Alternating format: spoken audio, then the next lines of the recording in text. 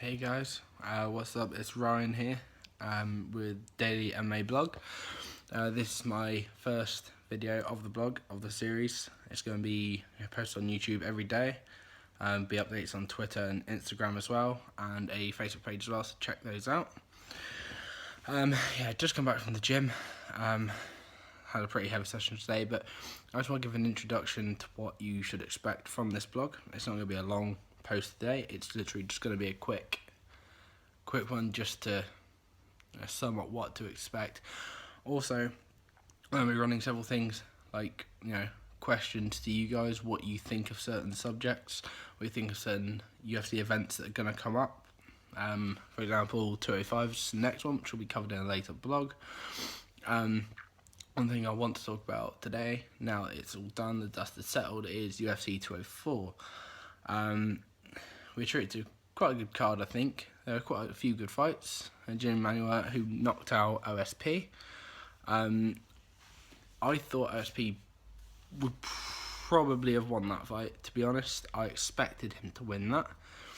It was a close fight, but Jimmy did really well, and he deserved the knockout. Then you had Gael Mousasi, who obviously fought Vitor Belfort, and he was dominant. Gael Mousasi is a great fighter. He's been around for a few years now, and it was a quality performance by him. But obviously the main thing of the event was obviously the main event.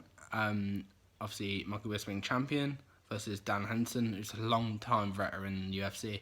He's 46 years old, and he's been in the UFC since it near enough started. So, a massive respect to him for competing for the belt at 46 years old it's quite an achievement, in my opinion. So, sorry about that, light, guys. I think that Henderson was actually quite unlucky to win that, personally. I will admit I'm not a big Bisping fan. Even being British, I'm still not a big Bisping fan. I think he's just a bit of a dick, to be honest. But, that's my personal opinion. Henderson I'm a massive fan of. He's had such a good career. Fair enough, he's never won a championship in the UFC. He's fought for championship a couple of times, and he's come up short every time, even by a little bit. Like this one, it was a very close event. He's known for delivering the H-bomb, as we saw at UFC 100 versus Bisping, and that was a brutal punch. And he hit pretty much the same punch a few times this time, but sent Bisping down. But I think he's a lot better fighter than he was back in that day, back at UFC 100. So, Bisping, fair play to him. He had a good fight. He's obviously still champion, but I don't see him being champion for that long because that middleweight division has so many good fighters. You've got the likes of Chris Weidman, obviously was champion. Luke Rockhold, if he can come back to his best form, he's a great title challenger again. And you've got so many other ones coming up through the ranks. I think one of the guys that on his day can perform as good as anyone is Uriah Hall. Uriah Hall is a great fighter. Spectacular knockouts. We've all seen that, especially his Ultimate Fighter one, where the spinning back kick. That was absolutely amazing. And that knockout was brutal. I watch that every time, and I still sort of wince every time I see that kick land. Fair play to all those guys that are at the top 10 or anywhere near it.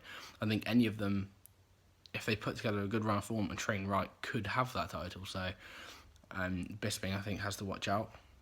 But, so on a recap of 204, Bisping, he fought well, maybe a little bit lucky to keep the title.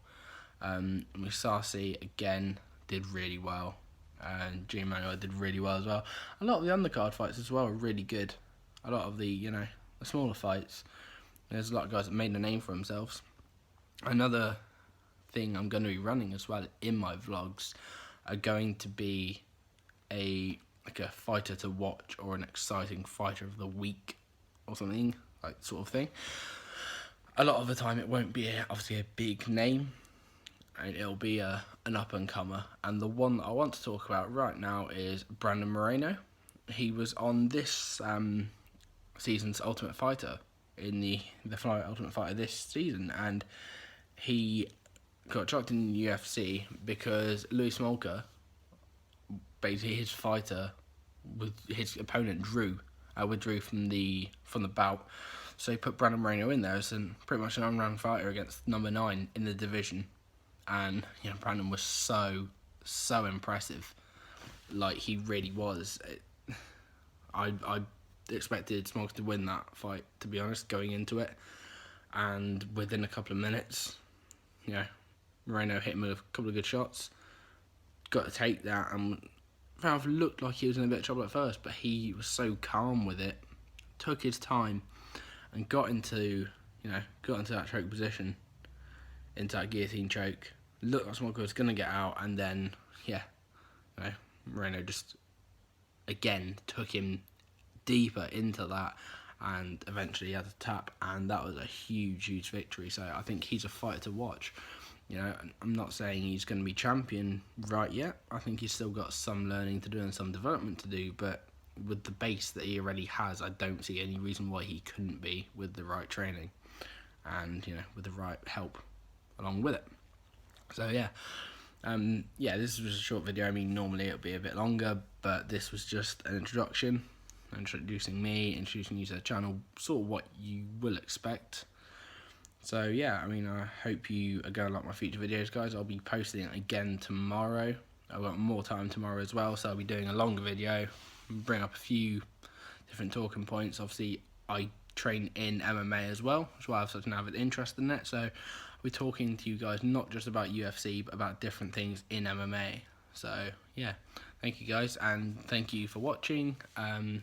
Hit subscribe and like, and leave comments, and I'll get back to you guys. Thank you. See you tomorrow.